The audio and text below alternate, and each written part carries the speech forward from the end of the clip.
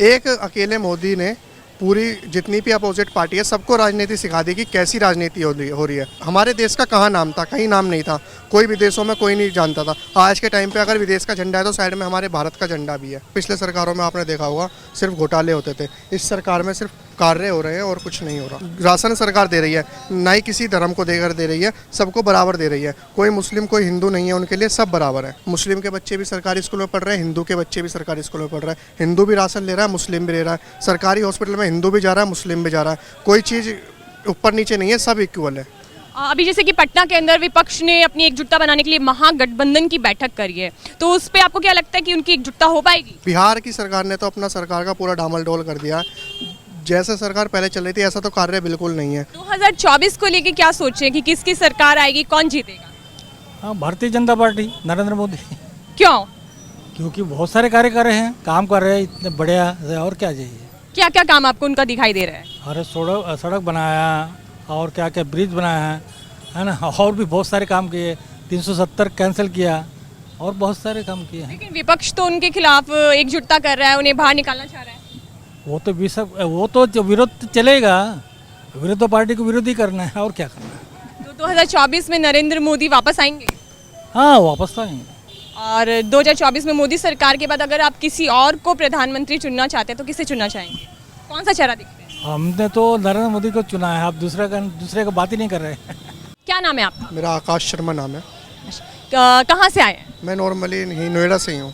अच्छा, तो यूपी में योगी सरकार काम कर रही है? बहुत अच्छा काम कर रही है, अच्छे अच्छे योजनाएं निकाल रखी हैं, गरीबों की मदद भी चल रही है। जैसा कि पिछले सरकारों में आपने देखा होगा सिर्फ घोटाले होते थे, इस सरकार में सिर्फ कार्य हो रहे हैं और कुछ नहीं हो रहा।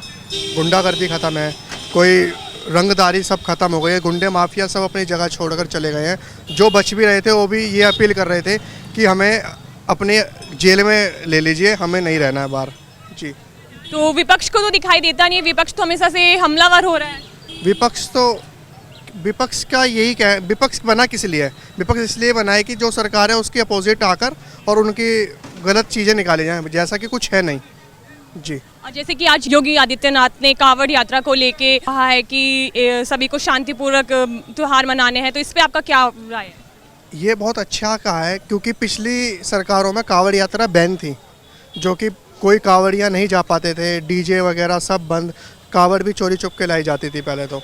बट अब खुलेआम हो रहा, सबको सामान्य बताया गया इस सरकार में। कोई ऊंच नीच नहीं है कि भाई कोई हिंदू मुस्लिम को लेकर ऊपर नीचे हो, सब भाई हैं और सबको आपस में लेकर कार्य किया जा रहा है। किसी एक धर्म विशेष को लेके लग रहा है आपको कि बोला गया हो? नहीं, ऐसा कुछ नहीं है। सबको देखिए, राशन सरकार दे रही है, ना ही किसी धर्म को देकर दे रही है, सबको बराबर दे रही है। कोई मुस्लिम कोई हिंदू नहीं है, उनके लिए सब बराबर है। जी, लेकिन विपक्ष कहता है कि योगी और मोदी की सरकार में हिंदूवादी राजनीति हो रही है, जातिवाद की राजनीति होती है। सब कहने वाली बात है और ये सिर्फ अपोजिट पार्टी कहती हैं। हमारे हिंदू भाई हैं, हम उनके साथ ईद मनाते हैं और हमारे साथ हमारे त्यौहार मनाते हैं, तो सब चीज़ मिल बांट कर करी जाती है। कोई ऐसा नहीं है कि ऊंच नीच की बात हो, कोई ऐसा नहीं। जो अपोजिट पार्टी वाले होंगे वो तो कहेंगे ही। राहुल गांधी बाहर जाके कहते हैं विदेशों में कि अभी जो हमारे देश के अंदर जो हालत है मुस्लिमों की, वो 1980 के दशक के दलितों जैसी है।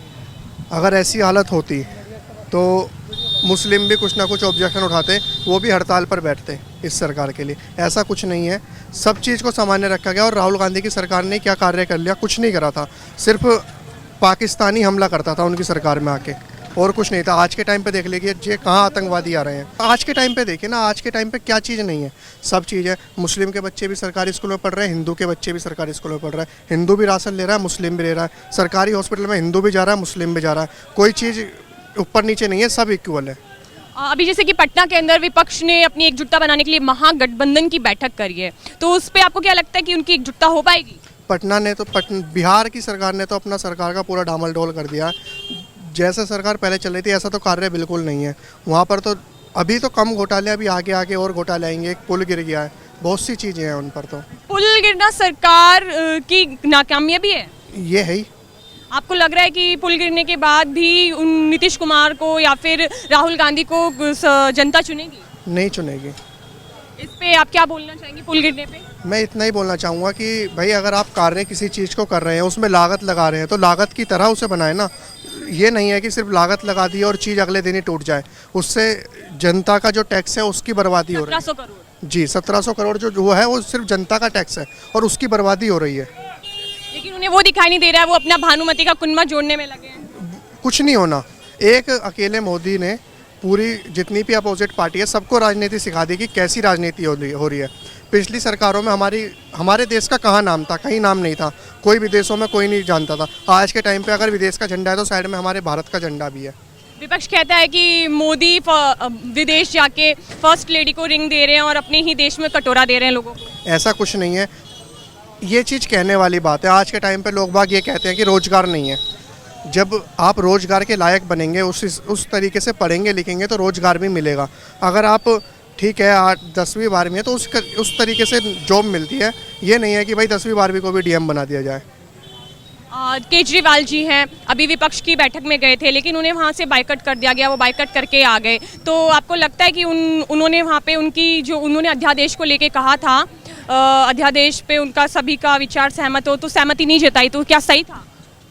विपक्ष ने सहमति नहीं जताई केजरीवाल के साथ। केजरीवाल को तो मैं एक ही शब्द कहूँगा, वो केजरीवाल कामयाब नहीं है। उसने तो दिल्ली बर्बाद कर दी। दिल्ली में हमारी बहनें बेटियाँ माताएं कोई सुरक्षित नहीं है।